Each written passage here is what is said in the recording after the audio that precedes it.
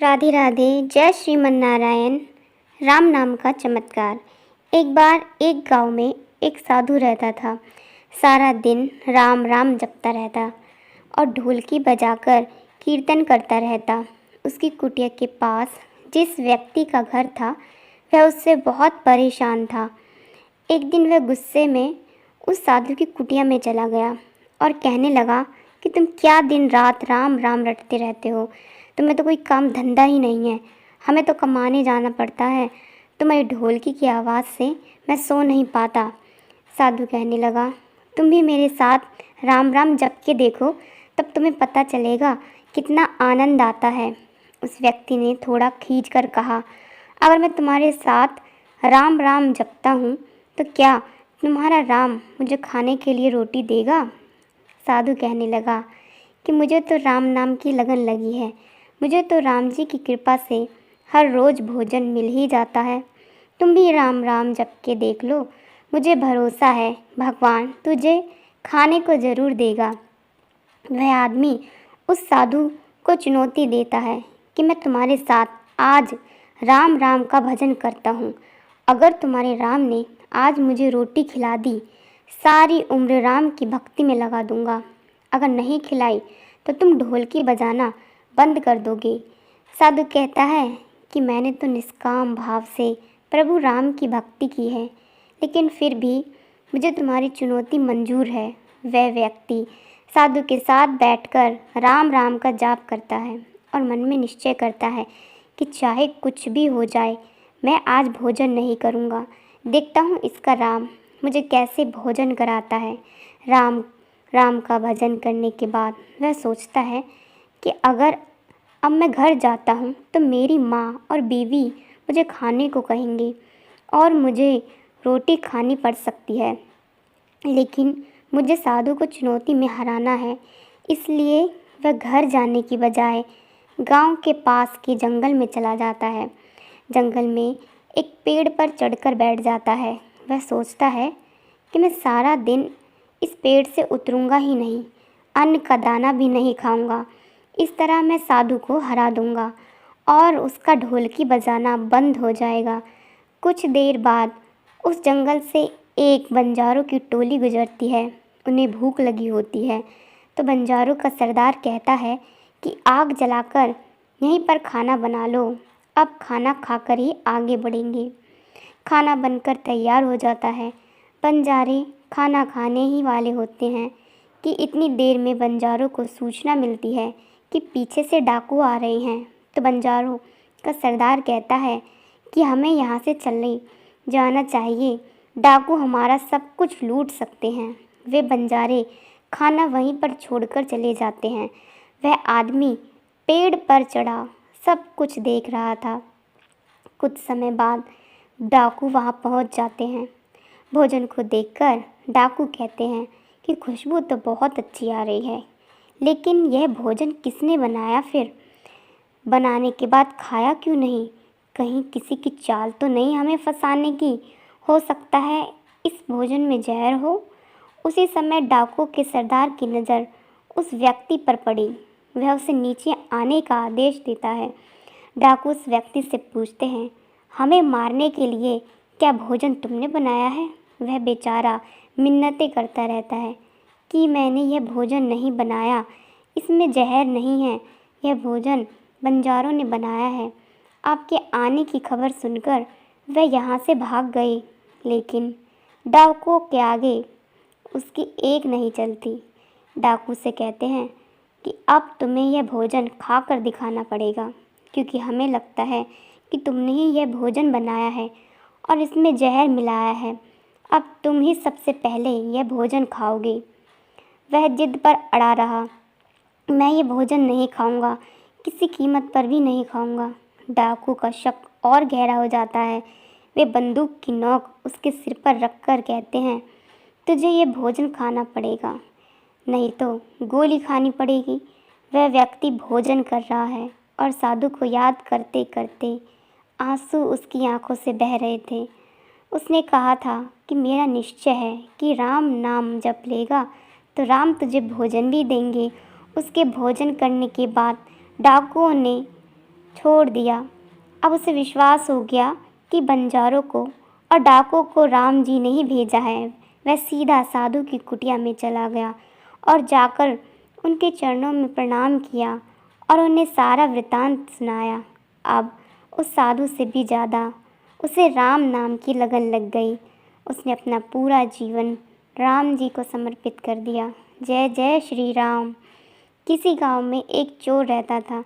एक बार उसे कई दिनों तक चोरी करने का अवसर नहीं मिला, जिससे उसके घर में खाने के लाले पड़ गए। अब वह मरता क्या न करता। रात्रि के लगभग 12 बजे गांव के बाहर बनी एक साधु की कुटिया में घुस गया। वह जानता था कि साधु बड़े त्यागी हैं, अपने पास कुछ नहीं रखते। फिर भी सोचा खाने पीने को ही कुछ मिल जाएगा तो 1-2 दिन का गुजारा चल जाएगा। जब चोर कुटिया में प्रवेश कर रहा था, संयोगवश उसी समय साधु बाबा ध्यान से उठकर लघु शंका के निमित्त बाहर निकले। चोर से उनका सामना हो गया। साधु उसे देखकर पहचान गए, क्योंकि पहले कई बार देखा था, पर साधु यह नहीं जानते थे कि वह चोर है। उन्हें आश्चर्य हुआ, यह आधी रात को यहाँ क्यों आया? साधु ने बड़े प्रेम से पूछा, कहो बालक, आधी रात को कैसे कष्ट किया? कुछ काम है क्या? चोर बोला, महाराज, मैं दिन भर का भूखा हूँ। साधु बोले, ठीक है, आओ बैठो। मैंने शाम को धूनी में कुछ शकरकंद डाले थे, वे भुन गए होंगे, निकाल देता हूँ, तुम्हारा पेट भर जाएगा। शाम को आ गए होते तो जो था हम दोनों मिलकर खा लेते। पेट का क्या है बेटा, अगर मन में संतोष हो तो जितना मिले उसमें ही मनुष्य खुश रह सकता है। यथा लाभ संतोष, यही तो है। साधु ने दीपक जलाया, चोर को बैठने के लिए आसन दिया, पानी दिया और एक पत्ते पर भुने हुए शकरकंद रख दिए। फिर पास में बैठकर उसे इस तरह खिलाया जैसे कोई माँ अपने बच्चे को खिलाती है। साधु बाबा के सहृदय व्यवहार से चोर निहाल हो गया। सोचने लगा, एक मैं हूँ और एक ये बाबा हैं। मैं चोरी करने आया और ये इतने प्यार से खिला रहे हैं। मनुष्य ये भी हैं और मैं भी हूँ। यह भी सच कहा है, आदमी आदमी में अंतर, कोई हीरा तो कोई कंकर। मैं तो इनके सामने कंकर से भी बदतर हूँ। मनुष्य में बुरी के साथ भली वृत्तियाँ भी रहती हैं, जो समय पाकर जाग उठती हैं। जैसे उचित खाद पानी पाकर बीज पनप जाता है, वैसे ही संत का संग पाकर मनुष्य की प्रवृत्तियाँ लहला उठती हैं। चोर के मन के सारे कुसंस्कार हवा हो गए। उसे संत के दर्शन, सानिध्य और अमृतवर्षी दृष्टि का लाभ मिला। एक घड़ी आधी घड़ी, आधी में बुनियाद, तुलसी संगत सादगी, हरे कोटि अपराध। उन ब्रह्मनिष्ठ साधु पुरुष के आधे घंटे के समागम से चोर के कितने ही मलिन संस्कार नष्ट हो गए। साधु के सामने अपना अपराध कबूल करने को उसका मन उतावला हो उठा। फिर उसे लगा कि साधु बाबा को पता चलेगा कि मैं चोरी की नीयत से आया था, तो उनकी नज़र में मेरी क्या इज्जत रह जाएगी। क्या सोचेंगे बाबा कि कैसा पतित प्राणी है जो मुझ संत के यहाँ चोरी करने आया। लेकिन फिर सोचा, साधु मन में चाहे जो समझे, मैं तो इनके सामने अपना अपराध स्वीकार करके प्रायश्चित करूँगा। इतने दयालु महापुरुष हैं, ये मेरा अपराध अवश्य क्षमा कर देंगे। संत के सामने प्रायश्चित करने से सारे पाप जलकर राख हो जाते हैं। उसका भोजन पूरा होने के बाद साधु ने कहा, बेटा, अब इतनी रात में तुम कहाँ जाओगे? मेरे पास एक चटाई है, इसे ले लो और आराम से यहीं सो जाओ, सुबह चले जाना। नेकी की मार से चोर दबा जा रहा था। वह साधु के पैरों पर गिर पड़ा और फूट फूट कर रोने लगा। साधु समझ न सके कि यह क्या हुआ। साधु ने उसे प्रेम पूर्वक उठाया, फिर से सिर पर हाथ फेरते हुए कहा, क्या हुआ?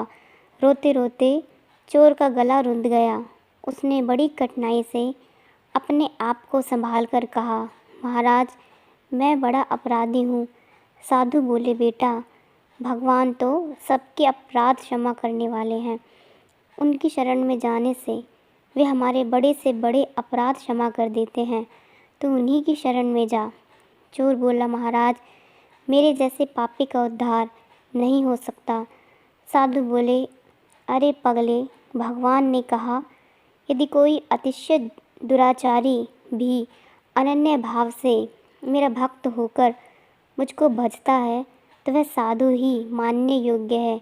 नहीं महाराज, मैंने बड़ी बड़ी चोरियां की हैं। आज भी मैं भूख से व्याकुल होकर आपके यहाँ चोरी करने आया था, लेकिन आपके सहृदय व्यवहार ने तो मेरा जीवन ही पलट दिया। आज मैं आपके सामने कसम खाता हूँ कि आगे कभी चोरी नहीं करूँगा, किसी जीव को नहीं सताऊँगा। आप मुझे अपनी शरण में लेकर अपना शिष्य बना लीजिए।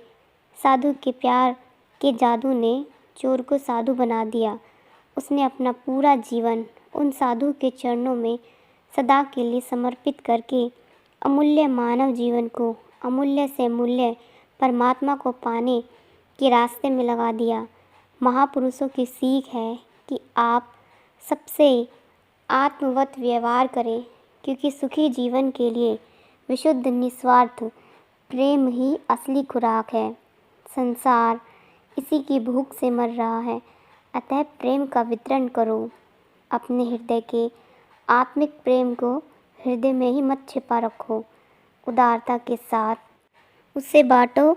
जगत का बहुत सा दुख दूर हो जाएगा। राम राम। इसी प्रकार की अन्य कथाओं के लिए हमारे चैनल के साथ जुड़े रहिए। राधे राधे। जय श्री राम।